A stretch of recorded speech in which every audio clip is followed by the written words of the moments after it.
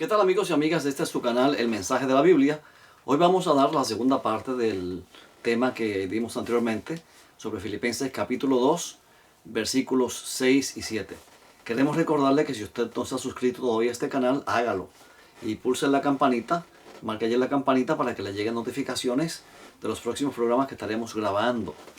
Así que le invitamos para que continúe con nosotros, compartiendo estos interesantes temas, haga sus comentarios. Si está de acuerdo o no está de acuerdo, y con mucho gusto los leeremos. En el libro de Filipenses capítulo 2, versículos 6 y 7, hay dos versículos interesantes que se han prestado para muchos debates. Hay quien dice que Jesucristo es un mero hombre. Cuando estuvo en la tierra es un mero hombre, nada más que un hombre. Los arrianos dicen eso. Otros, por su parte, con unas tendencias gnósticas, dicen que él tenía apariencia de hombre, que actuaba como hombre, que tenía características de hombre, pero que no era hombre, que era Dios. Eso es gnosticismo. Y hay algunos cristianos que yo he escuchado que dicen tal cosa, que afirman tal cosa, y ambas posiciones son dos extremos, que son objetables a la luz de lo que dice la palabra de Dios. En Filipenses capítulo 2 y versículo 6 dice, vamos a buscarlo por aquí rapidito, Filipenses capítulo 2 y versículo 6, dice lo siguiente: el cual, siendo en forma de Dios, no consideró el ser igual a Dios como cosa a que aferrarse. Y el 7, sino que se despojó a sí mismo, tomando forma de siervo, hecho semejante a los hombres. 8, y hallando su porte exterior como hombre, se humilló a sí mismo al hacerse obediencia a la muerte y muerte de cruz. Aquí hay varias cosas que quiero resaltar en estos versículos. Primeramente, la palabra griega huparchon. Huparchon se traduce existiendo. Es un verbo, es participio presente activo. Y se debe traducir existiendo. Quien existiendo, o el cual existiendo en forma de Dios. Esa palabra existiendo implica que él no solamente existió en el pasado como Dios, sino que existe también en el presente como Dios. Era Dios y sigue siendo Dios. Cristo, el Hijo de Dios, nunca dejó de ser Dios cuando se hizo hombre. Por eso en el libro de 1 Timoteo, capítulo 2 y versículo 5, cuando habla de Jesucristo en el cielo, de nuestro mediador, dice allí en 1 Timoteo 2, 5 lo siguiente: porque hay un solo Dios y un solo mediador entre Dios y los hombres. Y el apóstol dice Jesucristo hombre. O sea, no una apariencia de hombre que esté en el cielo. Es Jesucristo hombre. El apóstol Pablo no tiene ningún reparo en decir que nuestro mediador es Jesucristo hombre. Pero tampoco niega su divinidad. Su divinidad. Es hombre, pero también es Dios. En el libro de Romanos, capítulo 9 y versículo 5, y voy a tomar solamente unos minutos de su tiempo nada más, porque no voy a tomar mucho tiempo para desarrollar este tema, lo voy a hacer brevemente. Dice en el 5, Romanos 9:5, hablando de Jesús, de quienes son los patriarcas, de los cuales según la carne procede Cristo, el cual es Dios sobre todas las cosas, bendito por los siglos. Amén. Aquí hay entre los arrianos y los trinitarios una lucha terrible sobre este versículo. Unos dicen que esta palabra de Dios no se aplica a Jesús, sino que es parte de una bendición, de un dicho que se hace: Dios bendito por los siglos. Pero cuando vemos el texto griego dice lo siguiente: Hoon, epi, panton, theos. El cual, o el que siendo, o el cual, o él es, sobre todo, o todas las cosas, panton, theos. ¿Quién es el antecedente de esta expresión? El que siendo, o el que es, sobre todas las cosas, Dios. ¿Quién es ese? Jocristos. Jocristos es el antecedente. Por lo tanto, esto que está aquí es lo que se dice de este antecedente de Jocristos. Jocristos, Cristo, el Cristo, es Dios sobre todas las cosas, bendito por los siglos. Fíjense que esta expresión, Joón, tiene que ver con esto que está aquí, con lo que le sigue. El cual es ¿qué cosa? ¿Qué cosa es Él? Sobre todo Dios. O sobre todas las cosas, Dios. O sea que esta expresión que está aquí, Joón, es importantísima en el texto griego. Porque te dice que lo que viene después modifica a esto que está aquí. Porque es un antecedente. Dice algo sobre el antecedente.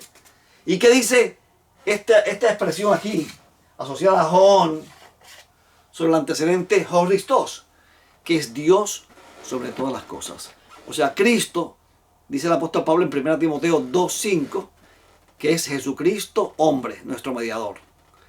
En el libro de Filipenses 2:6 dice, usando la palabra huparchon, significa que Él existió y existe y existirá, porque Él es el mismo ayer, hoy, por los siglos, según Hebreos 13:8. Él es Dios sobre todas las cosas y Él tiene siempre la forma de Dios. Pero también en el libro de Juan, capítulo 1 y versículo 14, hay otro versículo interesante, por lo demás también que quiero compartir con ustedes. Este versículo es importantísimo también. El apóstol Juan, el discípulo amado, uno de los discípulos que más cerca estuvo de Jesús, dice aquí en el capítulo 1 de Juan, versículo 14, y el verbo se hizo carne y habitó entre nosotros y vimos su gloria, gloria como del unigénito del Padre, lleno de gracia y verdad. El verbo se hizo carne.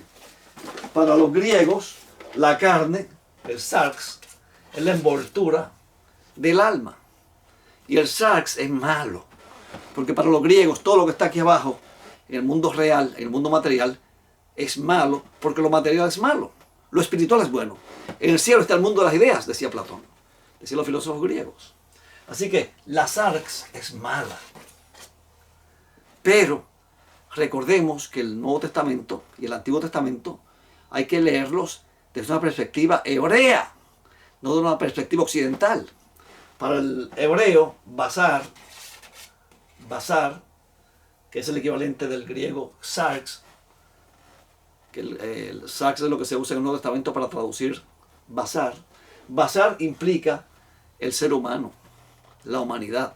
No es meramente una envoltura, la piel se usa para piel, tanto de hombres como de animales. Sarx se usa para tanto hombres como para animales. Pero cuando se habla, Dios está hablando teológicamente del hombre, ontológicamente del hombre. Se refiere a la humanidad, al hombre, al ser. Y no es malo. La carne no es mala, porque la carne la creó Dios. Dios creó esta carne. Entonces, para los griegos la carne era mala. Para los hebreos no. Entonces, estaba escuchando el otro día un muchacho, que me parece que es una buena presentación al respecto, se me olvida su nombre ahora. Entonces él decía que, basado en ese concepto griego de sarx, es que quizás la iglesia de Roma quiere establecer la virginidad perpetua de María, porque para ellos el sexo es pecado. En el Antiguo Testamento, el sexo no es considerado pecado. Dios le dijo a Adán y Eva antes de que pecaran: multiplíquense, fructifíquense, llenen la tierra. El sexo formó parte de la vida pre-pecado de Adán y Eva. De la vida pre-caída de Adán y Eva. Y el sexo estaba allí como una bendición de Dios, como algo dado por Dios, un regalo de Dios al hombre. No es pecado. O sea, que el hecho de que María haya tenido sexo con José no implica que eso es pecado y que se desvirtuó porque tuvo sexo con su esposo. Eso es un error basado en el pensamiento griego y no en el pensamiento hebreo, que permea en toda la Biblia. Eso es bien importante que lo entendamos, ¿ok? Así que hay otro versículo más aquí. En el libro de Juan, capítulo 1, versículo 18. A nadie o a Dios nadie le ha visto jamás. El unigénito Hijo que está en el seno del Padre, Él le ha dado a conocer. El unigénito Hijo, el monogenés theos. Monogenés es una palabra que se usa para señalar el único hijo o hija de una persona. El hijo de Isaac era monogenés, era el único suyo. No tuvo más hijos con Sara fuera de ese hijo. Era su monogenés, único en su clase. El único hijo, el único. Así que monogenés significa único hijo o hija. Theos, único hijo que es Dios. Y eso lo traduce la Reina Valera actualizada, revisión 1989 en adelante. El único hijo que es Dios. Y así lo traducen muchas versiones también. Otros dicen el Dios, y usan varias palabras para monogenes, ¿verdad? Y yo respeto eso, no hay ningún problema con eso, ¿ok?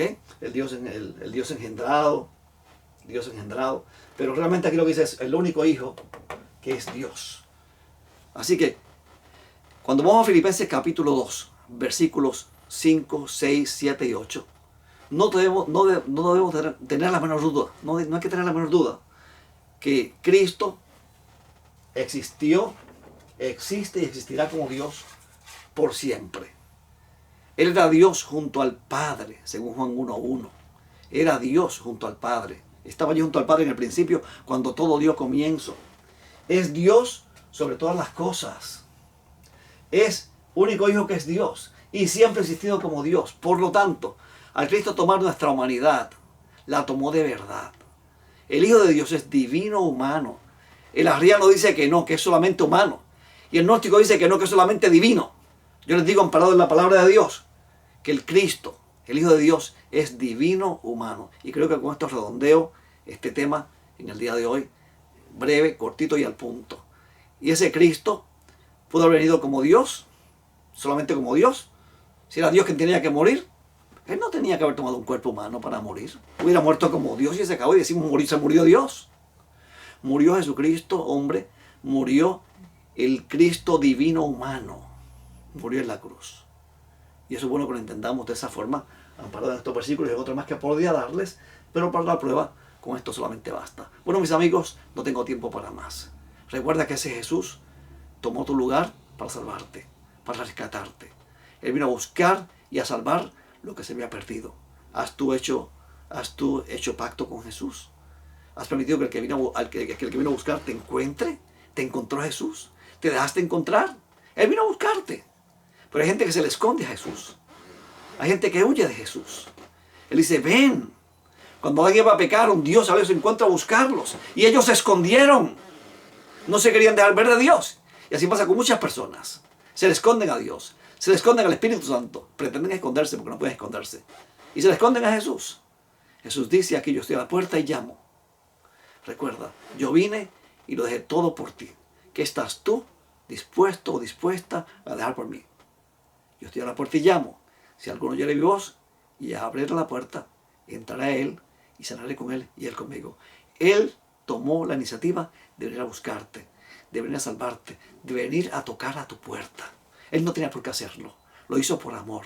Lo hizo porque te ama. ¿Le entregarás tu vida a Jesús hoy? Es mi deseo de oración que así sea. Que Dios te bendiga y te guarde.